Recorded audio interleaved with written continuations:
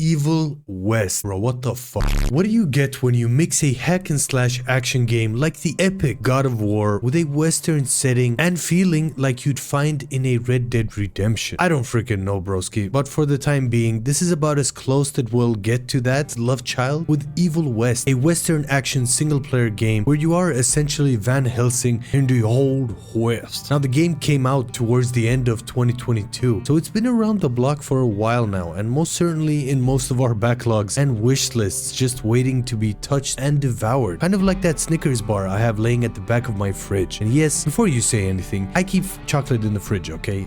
Sue me. Bro, I think that's where it's supposed to be because I like it all cool and delicious. But anyway, enough with the filler that will help me potentially hit the 10-minute mark. Let's get on with whatever the fuck this game is and what my first impressions have been like so far. So, Evil West. It starts you off as Arthur Morgan. I mean, Jesse Rentier. And you're hot in the middle of a heist, and not really a heist but more of a commandeering of a train that is carrying some highly valuable cargo. Now this valuable cargo itself is in the form of a vampire informant, and instead of commandeering the actual train, your friend slash mentor Edgar decides it's just best to blow a bridge with dynamite and stop the train in its tracks. Now this is where you get given control and you start making it down to the crash site and go through this tutorial of learning the basics of what to press and who to punch. And then at the end of the tutorial level, as per usual, you fight this big ass blob fella with your fisticuffs and quickly realize, on mouse and keyboard at least, that the punch is mapped to left click for some reason, and the revolver that you unlock early on is something like E. Broski, I'm gonna be very honest, I'm not gonna be pressing E to shoot a revolver, so word to the wise, change your button mapping as soon as you start the game. Now in any case, some stuff blows up, you complete the tutorial level and start making your way to the manor. This is a safe haven for hunters like yourself fighting against the sanguisuge. Boy, that's a fancy word. Sanguisuge basically means monsters or leeches. Now, on your way to the manor, you go through this daywalking bit where you also get to fight some bandits. Now, fighting bandits is a very cool contrast to fighting all those demons, as they are way more focused on ranged attacks, whereas when you're fighting the monsters themselves and other creatures of the ilk, they're usually rushing at you from all sides. Now, they will be doing quite a bit of rushing because they do come in varying sizes and difficulties, and so far the game does a very good job at throwing new and more vicious looking monsters at you with every level. Now the desert level itself ends in this underground bit where you fight this big freaking awesome looking vampire boss. And now before I get sidetracked on the actual gameplay mechanics, you get to the manor and realize you as Jesse are the son of the big boss Arthur Morgan. No, I'm just kidding. His name was William, I think. And William himself, or aka your papa, is in the cusp of reinventing the actual gauntlet that you use for all of the punching, and he's added electricity to it. Now before you get to actually mass produce the gauntlet, some shit happens, explosions and fire occur, and your papa gets injured, and you just try to help him out to the best of your ability. And that's about the most you'll get out of me in terms of story tidbits, because I think this is the type of story that you should really experience for yourself, and in general as well. What happens next, you should really see it for yourself. We interrupt this program with some breaking news. It seems the awesome person watching this video has yet to subscribe to the channel or like the video. And in an unprecedented turn of events, he is now full on thinking about it. It is indeed free to do and would help me out a absolute ton. I mean, it would help the person of the broadcast a lot. News. It's the news. Damn it. We will update you on more information once we get it. So for now, let us return to the scheduled program.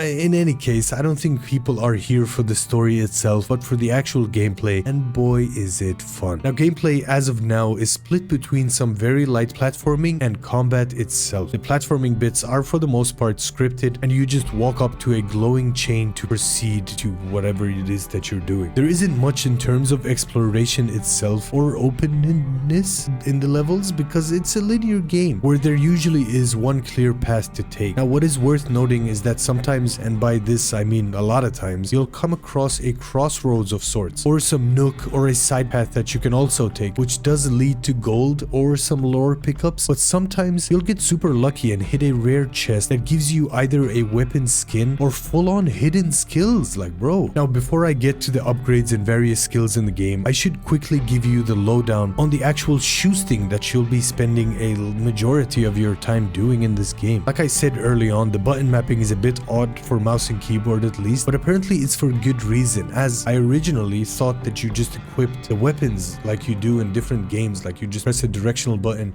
or a number and it just equips a weapon. But instead in this game they're kind of as skills with a cooldown. Apart from the Winchester rifle that you have, as well as the revolver that you get early on that are bullet-based weapons, the shotgun, at least for now, is a one-shot weapon which comes with a cooldown itself. Now as of this recording I haven't really unlocked any additional weapons to use, but by the looks of it these are also on a cooldown type weapons, so it'll be very interesting to see what else the game has to throw at you in terms of an arsenal or firepower. Now what needs to be mentioned is that your fingers will be in odd positions at times, trying to press the skill buttons themselves, because on top of the punching and the regular shooting that you'll be doing, you have this electric shield that lets you stun enemies when timed right. But not just that, it also lets you zip towards enemies or zip them towards you depending on the button prompt you press. Now thankfully for your fingers at least, the buttons for the skills are close to the WASD buttons you have for movement, but I get this feeling when playing this game that maybe it's better off to play with a controller. And I would have honestly played it with a controller if it wasn't for a weird bug that the game has, that it just doesn't recognize your controller that you have hooked up to your PC. And I find it very odd to have a game that's almost 2 years old and to have this kind of bug in it. But hey, I digress on this because I'm having fun. Now during the actual gameplay you quickly realize that it's not a walk in the park by any means, and you really have to actually lock in during some of these moments, because what at first seems like an easy ride with arenas throwing only a few enemies at you quickly turns into this shooting fest of all kinds of enemies running at you and trying to get a piece of that sweet bottom. Now you quickly do learn to use all of your skills and abilities that the game gives you, so the idea of unlocking even more skills intrigues me quite a bit, because there's a lot of combinations and skills to be pulling off, so much so that I kind of wish the game had a rating system similar to that in a Devil May Cry game. Now while killing and exploring, you unlock perk points via XP and leveling up, as well as finding gold dotted in chests and hitting nooks and all kinds of boxes that you can break. Like I mentioned earlier, you use these to alter your skills to give out shockwaves, for example, or to unlock entirely new skills like the ability to smack an enemy back to the ground after this uppercutting them into the air to then just smack him back down. It's so awesome. You can really have some fun with your playstyle, and it's super easy to also reset your skills after a certain period of time after you've gone to a certain point in the game, so it's super nice to be experimenting to your leisure.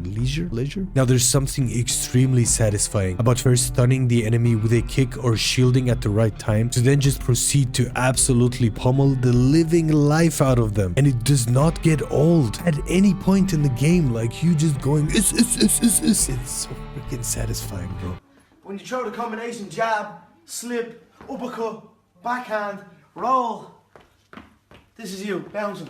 All wasted movement. But something that does get very old very quickly, and I don't know if it's just me, but the amount of times I went up to an interactable object in the game, like a chest or a lore pickup, and I just aimlessly swung at it for some reason before thinking to myself that the button prompt is actually different. It's a bit nitpicky from me, admittedly, but I find it very confusing that some things you interact with are with the punch action and some are with the interact action. Like you'd imagine it made sense in the game, and for the most part it does, but to punch open a chest, for example, you have to interact with it, whereas when you're in front of a breakable wall, the game gives you the same exact prompt to press, but you have to actually punch it instead of interact with it, if that makes any kind of sense at all. Now with this and literally every other game out there, it does ultimately come down to fun factor itself, and if the game does enough to keep you engaged, you see it through. And to that I can say abso-fucking-lutely. The fun is definitely there to be had so far, at least. The game does an awesome job at introducing new mechanics and enemies at almost every level, and the scenarios themselves are varied enough with the environmental changes and settings. Maybe the story is nothing to write home about, but it does have its twists and turns that you might not see coming, and the bosses you get to fight along the way themselves look absolutely menacing as all hell, even though, at least so far, they're not the most complicated fights you'll ever have. I personally love the Wild West setting, and playing as the love child of Van Helsing and Arthur Morgan I just love saying that name, Arthur Morgan. Anyway,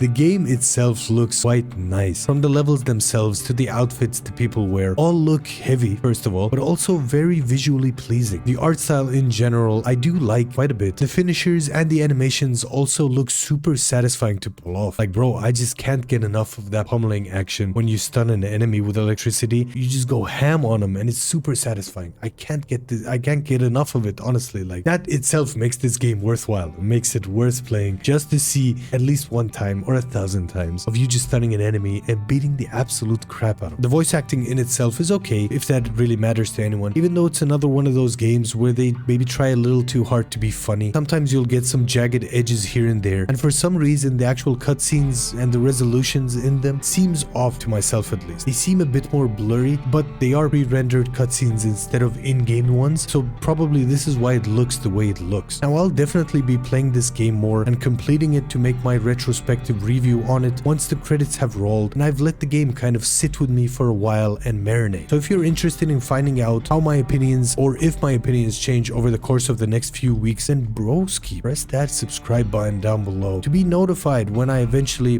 do post the retrospective review on the channel. But should you play this game? Bro, how the fuck should I know? I was only here to tell you my experience on the initial hours of the game, so now it's your turn to tell me yours. Tell me what you think of this game, or what you thought of the opening hours of this game, because I really do want to know, and I really do want to start a conversation with you down below. We've had some awesome conversations in the past videos, so it will be very interesting to see what you guys think of this game as well. That pretty much wraps it up for me. I hope you guys did enjoy the video. If you did, be sure to click that like button down below. Subscribe to the channel. My old western voice was coming back. If you have any kind of suggestions on videos that or games that I should be playing in the future, please do let me know down below. Anyway, I don't really know what else to say at the end of this outro, so here's a video of a raccoon dancing to some Mexican music. So hasta prontísimo. Soy marihuana y me vale, madre me encanta mucho la pinche mota a los 10.